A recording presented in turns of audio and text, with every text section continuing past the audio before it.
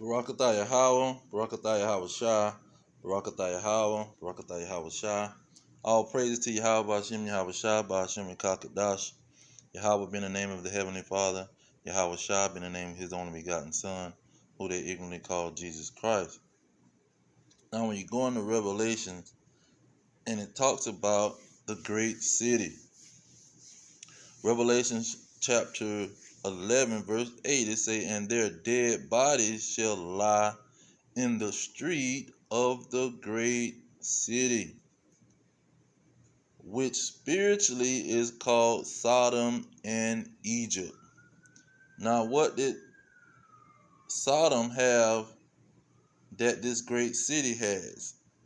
Sodom had sodomites, meaning same-sex relationships. You see, and then Egypt. What did Egypt have that this great city have in common? Slavery, hard bondage, enslaving the nation of Israel. You see, these are specific things that identify that great city. Okay, now let's get Revelation 18. Let's start with 17 because there's more details on this great city. It says in verse 18, Revelation 17 and 18, and the woman which thou sawest is that great city which reigneth over the kings of the earth. So now you have this great city that's reigning over the kings of the earth, and they have the Israelites in slavery, and they have a major sodomite community or a same-sex relationship community. Okay, and then you have Revelation 18. It says in verse 4, it says, and I heard another voice from heaven saying, come out of her, my people, that ye be not partakers of her sin, and that ye receive not of her plagues. For her sins have reached unto heaven, and God has remembered her iniquities. So now this is a sinful place. This great city is a sinful place. Not only are it is full of sodomites and same-sex relationship, it's a sinful place. Okay, now when you jump back to Revelation 17, it talks about the woman, because 17 and 18 said this great city is the woman. But let's get verse 4 and 5 of Revelation 17. It says, and the woman was arrayed in purple and scarlet color, and decked with gold and precious stones and pearls, having a golden cup in her hand, full of abominations and filthiness of her fornication. Abomination, full of abomination and filthiness of her fornication. So it has all the abominations. Women walking around with dressed like men. Men walking around dressed like women. What's that? Deuteronomy 22 and 5. You have bestiality going on. You have them eating all the abominable foods. Shrimp, crab, lobster. All of the abominable foods in the ocean. See, anything in the ocean, they'll eat in America. Octopus, squid. Because you got Moab coming and bringing all of these things. Okay, then you have Revelations chapter 18, and it talks about the merchants. Look at verse 11. Revelation 18:11. And the merchants of the earth shall weep and mourn over her, for no man buys their merchandise anymore. So in this place, you have major merchandise being sold, because when this place is going to be destroyed, the people are going to mourn because they can't sell merchandise in this place.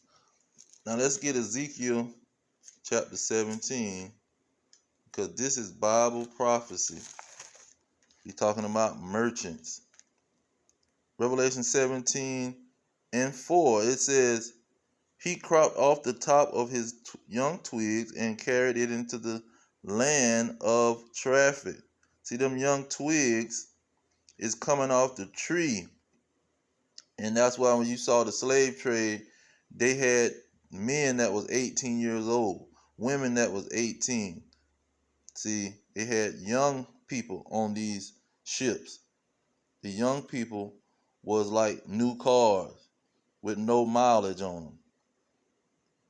That's how they transported the young twigs. It said, and they carried them into a land of traffic. Traffic means you're going to be selling them here and there. It says, he set it in a city of merchants. See, Babylon, this great city is a city of merchants. This great city is a city that was going to trade slaves. The economy was going to have employees, they call them now, where you have this corporation having employees, that corporation having employees, this corporation having employees. See, city of merchants. You have the whole city is a corporation. Then you have small corporations inside of the city with so-called employees or workers or servants or slaves in these corporations. Okay, Revelation 18:13, we're starting at 12, it starts naming the merchandise. But at the end, it lets you see the three major uh merchandise that's being sold in this great city. In Revelation 18:13, and say, well, let's start with one of the four. Let's get four of them. It says oil.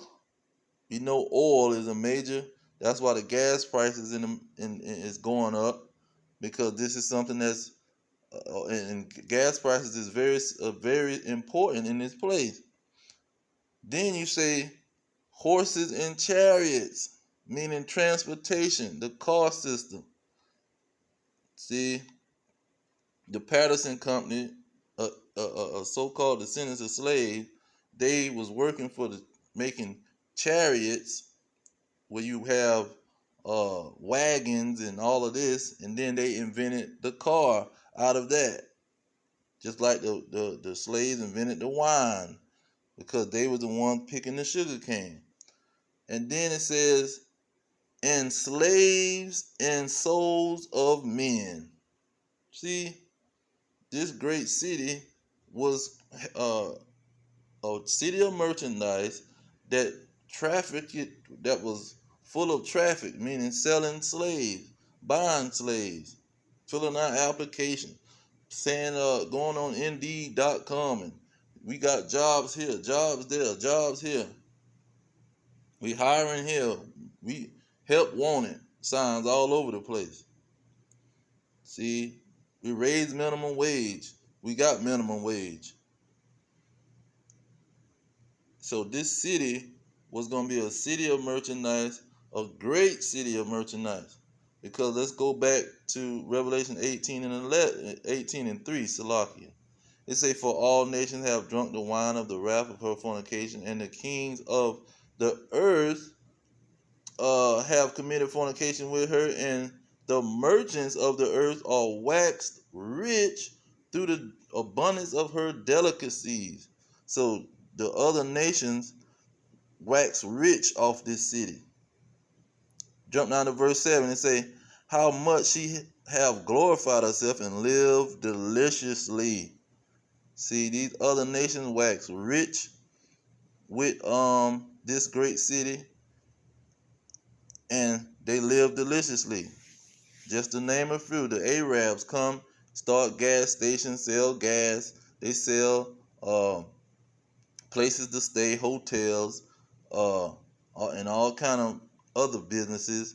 Then you have the Chinese or the Moabites. They come and do business and get rich. They have banks and all kind of companies that support their restaurants in every city. Then you have the East Indians. They come and start convenience stores and gas stations, sell oil. See, all the nations are committing fornication with this great city. They're doing business with this great city. See, they're committed to this great city. Now, let's see. Oh, Revelation 17, Revelation 18 and 17. It says, for in 1 hour so great riches is come to naught. So now, soon as this great city is destroyed, the great riches is going to come to naught. And then this is another major business that's participating or flourishing off of this great city. It says, come to naught, and every shipmaster and all the company in ships and sailors, and as many as trade by the sea stood afar off. Now, when you look at the shipping industry, it started in Philadelphia.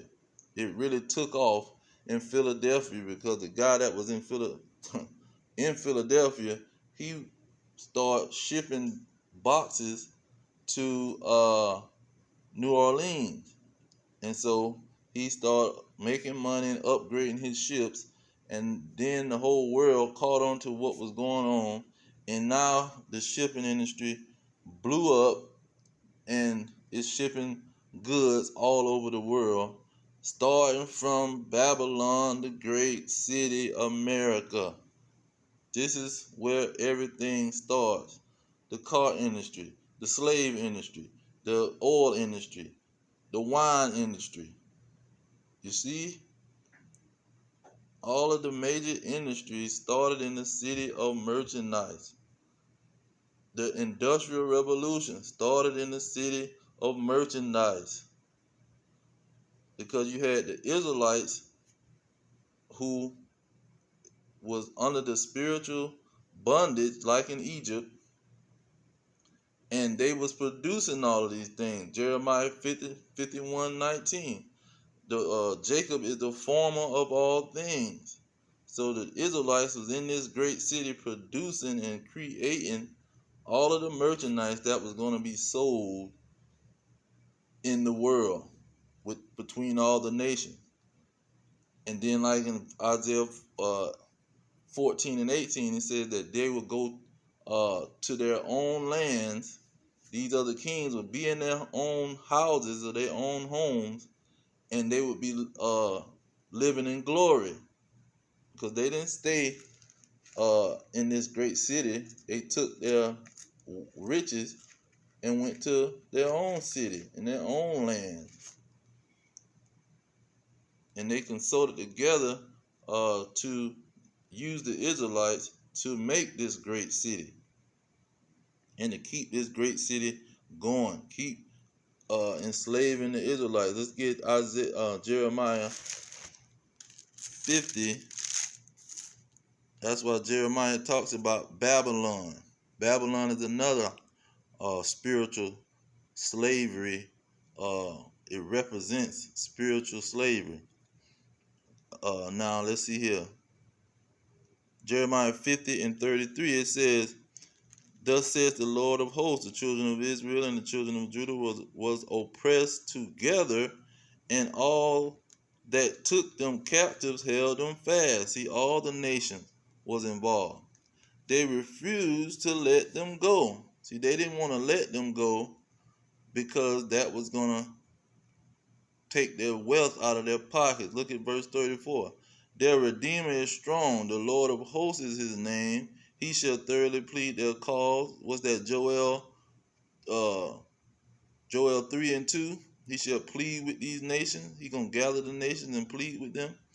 It said we still in Jeremiah 50 and 34, that he may give rest to the land and disquiet the inhabitants of Babylon. See, they was in this spiritual daughter of Babylon, which we can get that out of verse 42. It says he will destroy this old daughter of Babylon. Babylon will hear the report that they are the ones that's in the Bible that's being prophesied that it's going to be destroyed. This so-called great city, this United States of America and its allies. See, and a lot of the allies going to turn on Babylon the Great. That's what we get in Revelation 17. Revelation 17 and what is it, 16?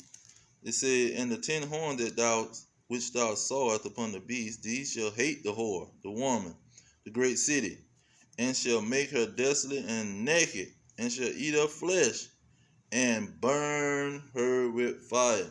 See, America's allies is going to turn on her with Russia and the other nations, and they're going to burn her with nuclear fire that the Lord helped them to create.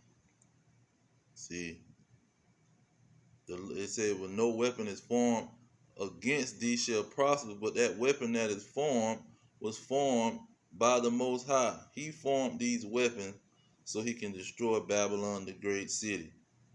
But I'm going to leave it there. All praises to Yahweh, Hashem, Yahweh Shai, Hashem, Kakadash.